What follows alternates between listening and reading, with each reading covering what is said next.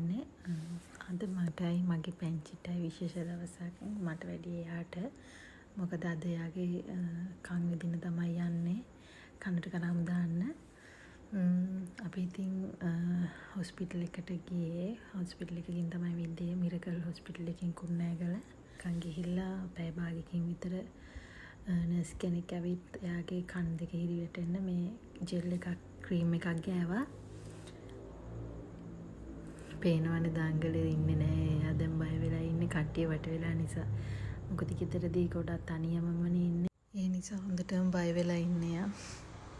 කම්පෙත් හිරිවැටෙන්න ගන්න ක්‍රීම් එක දාලා විනාඩි 10ක් විතර තියනවා. ඒ තියලා තමයි මේ කරාඹුවෙම තමයි කන විදින්නේ.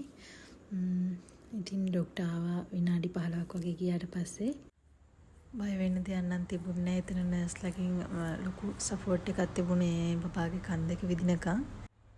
ඔයාලා යනකොට මතක් කරලා බබා කැමති ටෝයි එකක් අරගෙන යන්න. මේ මොකද දැන් 9 වෙල්ස් වල වගේ නම් මේ එයාලට කැමති ටෝයිස් පෙන්නලා එයාලගේ අවධානය වෙනස් කරලා තමයි එහෙම කන් විදින්නේ. හැබැයි මේ තාම මෙහෙනම් එහෙම සිස්ටම් එකක් නැහැ.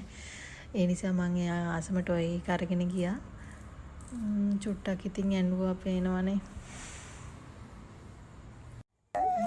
මට ලොකු වේදනාවක් නම් දැනෙන්නේ නැතුව තියා ගොඩක් බය වෙලා හිටියේ. වටේට හිටපු කට්ටියට ගොඩාක් නර්ස්ලා එතන හිටියා. ඔයාලගේ බබාගෙත් කන විදින්න යනකොට මතක ඇතුව ඒ රත්තරන් කරාඹුවේ පිටිපස්ස කූර තියෙන ඒක රත්තරන් බඩු කඩේකට ගිහින් හීනි කරගන්න. ඒකට කරාඹුව විදින්නත් ලේසි. ලොකු අමාරුවක් දැනෙන්නේ නැහැ. මම දන්න කෙනෙක් කිව්වා එයාගේ බබාගේ නම් කන් විදි රත්තරන් බඩු කඩේකින්ලු මේ ඒ කියන්නේ මේ එයාලා ගන්න කින්ලු විදින්නේ. ඒ වුණාට ඉතින් මට බයයි. ඒ හින්දා මම හොස්පිටල් එකට මේකන් ගියා. එයා පොඩි බබෙක් නිසා එයා දන්නේ නැහැ එයාට දැනෙන වේදනාව කියන්න. ඉතින් අපිට ඒක තේරෙන්නේ නැහැනේ එයාට දැනෙන වේදනාව. ඒ නිසා මම ගියේ හොස්පිටල් එකට. පේනවනේ කනෙන් අත අයින් කරාට පස්සේ සද්දයක්වත් නැහැ එයා.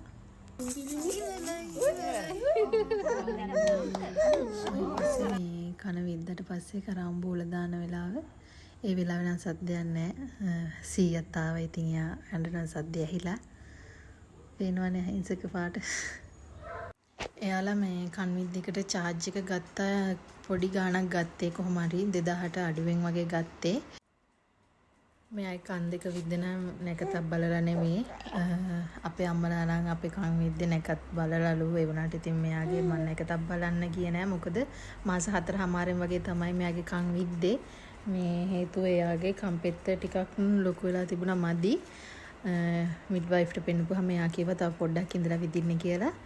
කොහොම හරි ඔයාලා බබාගේ කන් දෙක විදින්න යනකොට අනිවාර්යෙන් මාස 3ට කලින් පුළුවන් නම් කන් දෙක විදින්න. මොකද නැත්තම් එයාට රිදෙනවා දැනෙනවා වැඩි එක. ඉතින් මේ ගමනින් පස්සේ ආයෙ අපි ගෙදර ආවේ ඔය විදිහට. ආයෙත් ලස්සන vlog එකකින් ළඟදිම දවසක හම්බ වෙන්න. එතකම් පරිස්සමෙන් ඉන්න.